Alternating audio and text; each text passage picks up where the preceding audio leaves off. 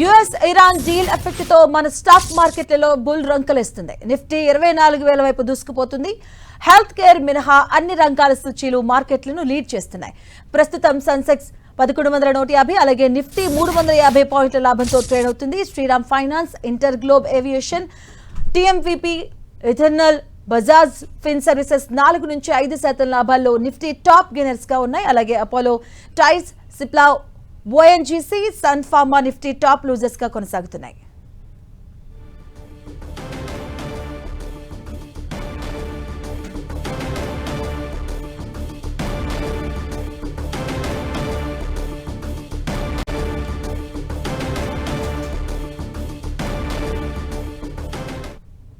US Iran deal తో రూపాయిలో ఉత్సాహం నెలకొంది.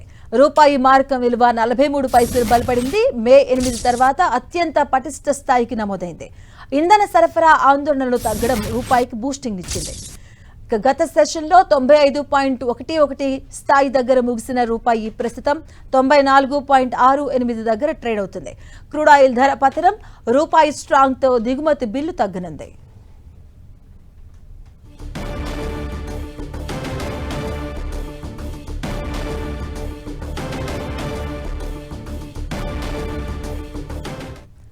ఇరాన్ యుఎస్ డీల్ ఎఫెక్ట్ తో బంగారం ధర భగ్గుమంది. తొలం గోల్డ్ రేట్ 2,300 రూపాయలు పెరిగింది. దీంతో హైదరాబాద్ లో ప్యూర్ గోల్డ్ 10 గ్రామ్స్ ధర 1,55,300 రూపాయలుగా ఉంది.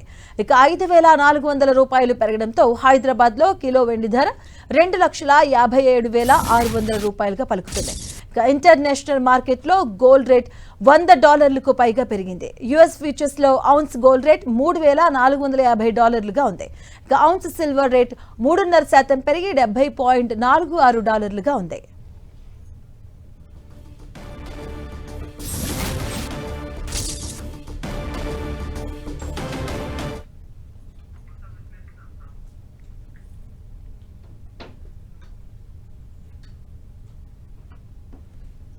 ఇక స్టాక్ మార్కెట్స్, అలాగే గోల్డ్, సిల్వర్, రూపాయి, క్రూడ్ ఆయిల్ ట్రెండ్ పై పూర్తి విశ్లేషణ అందించేందుకు ఫోన్ లైన్ లో సిద్ధంగా ఉన్నారు స్టాక్ మార్కెట్ అనలిస్ట్ ప్రభు గారు. వారితో మాట్లాడదాం. నమస్తే అండి ప్రభు గారు. Good morning. Good morning. So మనం చూస్తున్న శాంతి ఒప్పందం కుదరడంతో ఇవాళ మన మార్కెట్ లో ఫుల్ జోష్ కనిపిస్తుంది. సో ఈ ట్రెండ్ పై మీ ఒపీనియన్ ఏంటండి, మీ విశ్లేషణ ఏంటి అసలు? అంటే ఇది ఎప్పుడు కావాల్సింది, operation of epic fury failed అనుకోవచ్చు. దీంట్లో ఎవరు లాభపడింది అంటే లేనిపోయింది గెలికి దానికి నష్టం చేసుకుంది, సొంత దేశానికి నష్టం చేసింది ఎవరు కనపడుతుంది. క్లిస్టర్ క్లియర్ గా అర్థమవుతుంది. ఎందుకంటే ఆయన డెస్పరేట్ గా ఉన్నాడు వార్ ఆపేయడానికి. ఎందుకంటే అంతకు ముందు ఉన్న వేరు, ఇప్పుడు రీసెంట్ గా మొన్న ఫ్రైడే, థర్స్డే నుంచి ఫ్రైడే ఆయన ఉన్న ఇది వేరు. ఎందుకంటే పైనుంచి ప్రజలు వస్తుంది, వార్ ఆపేయాలని బిలియన్స్ ఆఫ్ రూపీస్ ఖర్చు అవుతుంది, తట్టుకోలేకపోతున్నాడు. అవతలేమో మాటినట్లేదు. సో ఎట్టి పరిస్థితుల్లో వాళ్ళు ఎకనామిక్ రివార్డ్స్ వాళ్ళు చాలా తీసుకున్నారు వాళ్ళు ఇరాన్. అంటే ఒక రకంగా డిగ్రేడ్ చేసినట్టే వాళ్ళు. So they win the war వాళ్ళు గెలిచినట్టే లెక్క. సో అన్క్లియర్ ఫైనాన్షియల్ ఇన్సెంటివ్స్ కూడా ఇచ్చారు ఆయన తెలియని. ఎందుకంటే యుఎస్ ఎంపీని చెప్పారు వాళ్ళు. అంటే ఎవ్రీ టైం కూడా మీట్ అవుతున్నప్పుడు వాళ్ళు US demand set of demands వస్తున్నప్పుడు వాళ్ళు వాళ్ళ సైడ్ నుంచి ఎక్కువ డిమాండ్స్ వస్తా ఉన్నాయి. అవన్నీ క్లియర్ చేసుకుంటూ వచ్చారు 1 by 1. అంటే బయటకు చెప్పడం మటుకు బయటకు వచ్చి మేము ఇది చేస్తాం, మేము అది చేస్తాం, మళ్ళీ అటాక్ చేస్తాం అనేది అటు చెప్పడం.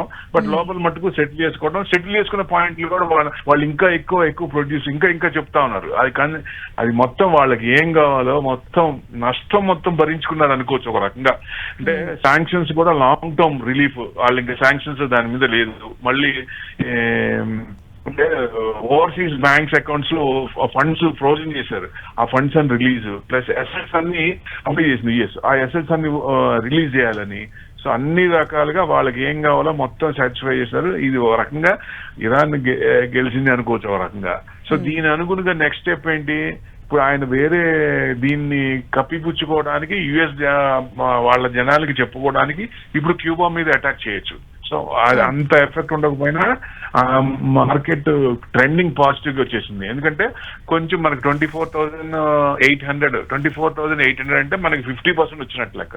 సో 25,103 కనుక వస్తే మనం ఆల్ టైమ్ హై చూసే ప్రసక్తి ఉంటుంది. ఈ మధ్య కాలంలో వస్తుందా లేదా, ఈ సంవత్సరం వస్తుందా లేదా అనే భయం ఉండేది. ఇప్పుడు ఆ పొరలన్నీ తొలగిపోయినాయి అనుకోవచ్చు ఒక రకంగా. ఎందుకంటే క్రూడ్ బాగా తగ్గిపోయింది. మనకు కావాల్సిన క్రూడ్, ఏషియన్ కంట్రీస్ కావాల్సిన క్రూడ్ బ్రహ్మాండంగా తగ్గిపోయింది. $80, 82, 83 దాకా వచ్చేసింది. మేబీ అది 60-70కి వస్తే ఇంకా బ్రహ్మాండం మన కరెంట్ అకౌంట్ మీద డెఫిసిట్ పడదు. అనే వన్ మోర్ గుడ్ పాయింట్ ఏంటంటే ఆర్బీఐ చేసిన ఆపరేషన్స్ స్టార్ట్ అయినాయి. సో ఇవాళ 60 పాయింట్స్ ఐఎన్ఆర్ తగ్గింది. అంటే ఐఎన్ఆర్ స్ట్రాంగ్ అయింది, మన రూపీ స్ట్రాంగ్ అయ్యి డాలర్ వీక్ అయింది.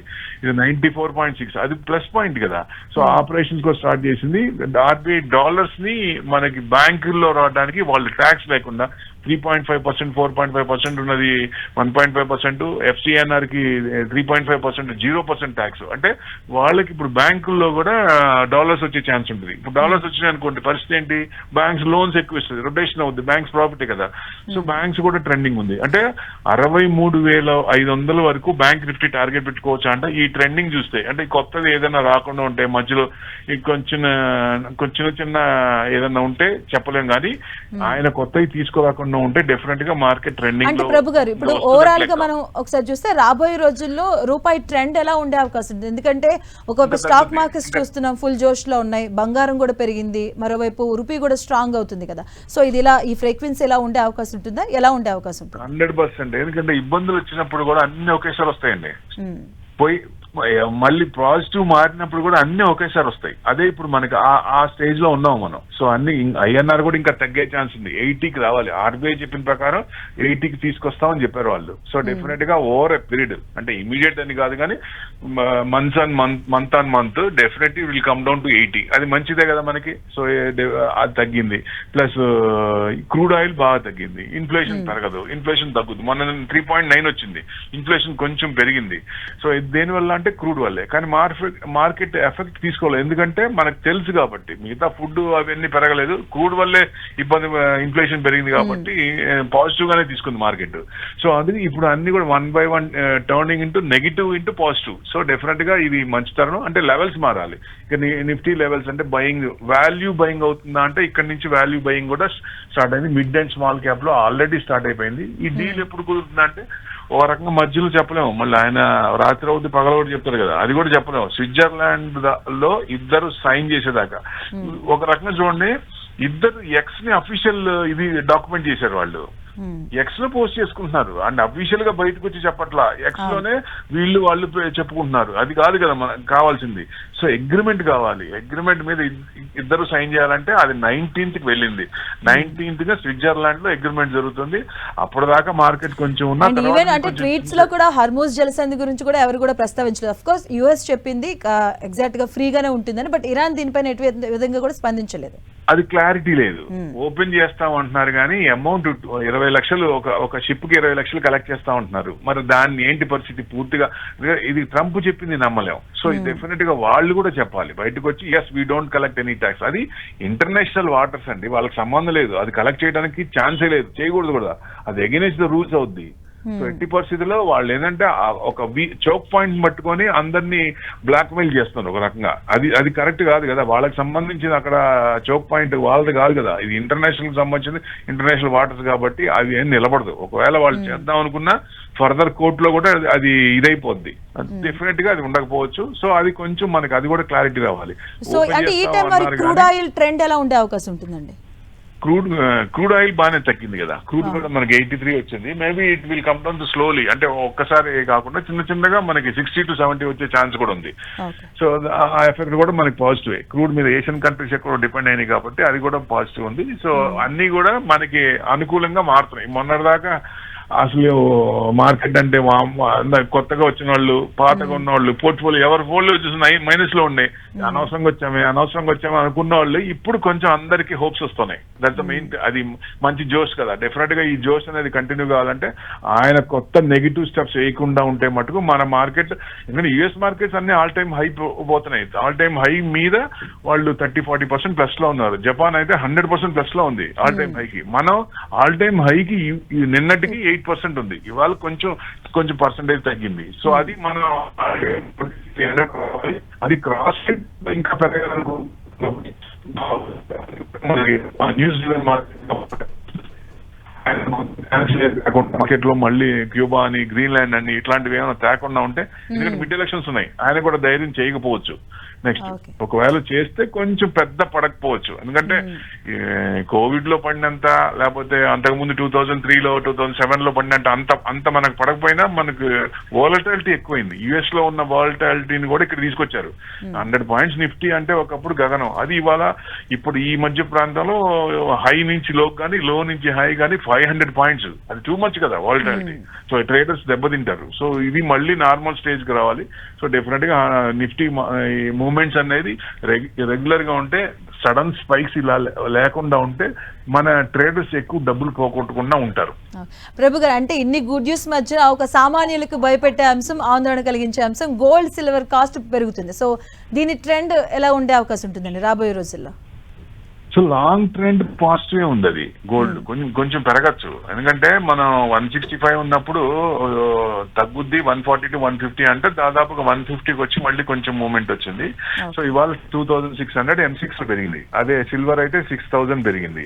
సో అంటే కొంచెం అంత పడింది కాబట్టి కొంచెం వేస్తాయి, ఎందుకంటే ట్యాక్స్ పెంచారు, ఇంపోర్ట్ ట్యాక్స్ పెంచారు 6% నుంచి 15%, 9% పెంచారు.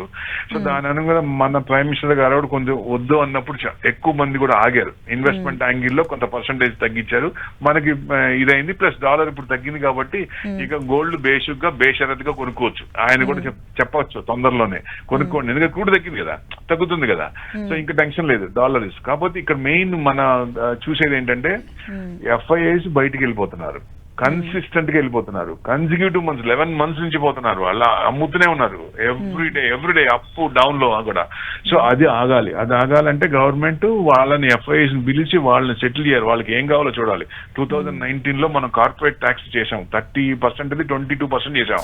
సో ఇప్పుడు కూడా వాళ్ళు రిడక్షన్ ఏదైనా ట్యాక్స్ బెనిఫిట్, ఏదైనా ట్యాక్స్ హోప్స్ అడుగుతున్నారు. సో దాన్ని వాళ్ళని పిలిచి, మేడం దయచేసి వాళ్ళని పిలిచి, ఇన్వెస్టర్ కమ్యూనిటీ పుష్కలంగా ఉండాలి, 3 పూలు 6 కాయలే ఉండాలంటే ముందు ఎఫ్ఐస్ ని పిలిచి కూర్చోబెట్టి వాళ్ళకి ఏం కావాలో బుజ్జగించి చేస్తే డెఫినెట్ గా ఇప్పుడున్న డిఐస్ తో పాటు ఎఫ్ఐస్ అమౌంట్ కూడా వస్తే market flourish like anything. So అది చేయాలి మెయిన్ ముందు ఫైనాన్స్ మినిస్టర్. అంటే మనం చేస్తారా లేదా మేడం, అందుకే long term capital gains, short term capital gains feedback అడిగారు, కానీ డాలర్ రావాలన్న ఉద్దేశంతో అంతవరకే చేశారు.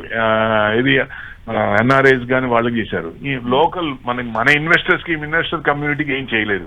సో ఇన్వెస్టర్ కమ్యూనిటీకి మీరు ఏం చేస్తారు? మీరు ఫీడ్బ్యాక్ అడిగిన తర్వాత, మీరు స్మాల్ క్యాప్ కొనుక్కోమన్న తర్వాత చాలా మంది కొనుక్కున్నారు, మరి వాళ్ళందరికీ ఏం సమాధానం చెప్తారు? సో డెఫినెట్ గా మేడం ఏదో ఒకటి పాజిటివ్ న్యూస్, లాంగ్ టర్మ్ కానీ షార్ట్ టర్మ్ కానీ ఎస్టీటీ కూడా భయంకరంగా పెంచారు ఛార్జెస్. 1% ఉండేది 8% పెంచారు. సో మరి ట్రేడర్స్ కూడా 10,000 వచ్చినాయి అనుకుంటే చివరికి చూస్తే అన్ని ట్యాక్స్ పోగా 200-300 మిగులుతాయి. మరి దానివల్ల ఏం ఉపయోగం? సో మనకి గవర్నమెంట్ ఓన్లీ ట్యాక్స్ రావటం కాదు కదా, ఇన్వెస్టర్ కూడా అమౌంట్ వస్తుంటే హుషారు వస్తుంది, జోష్ వస్తుంది, ఎక్కువ అమౌంట్ పెడతారు, ఎక్కువ చేస్తారు. మీరు ట్యాక్సులు పిండుకుంటే మరి ఎవరు ముందుకు వస్తారు చేయడానికి? మీరేమో ఆప్షన్స్ ఏమో పోగొట్టుకుంటున్నారంటారు, మరి కొత్త ట్యాక్స్ కావాలి, కానీ బెనిఫిట్ ఎవరు? ఇన్వెస్టర్ కి బెనిఫిట్ ఇవ్వరు. మరి అది ఎట్లా కుదురుతుంది?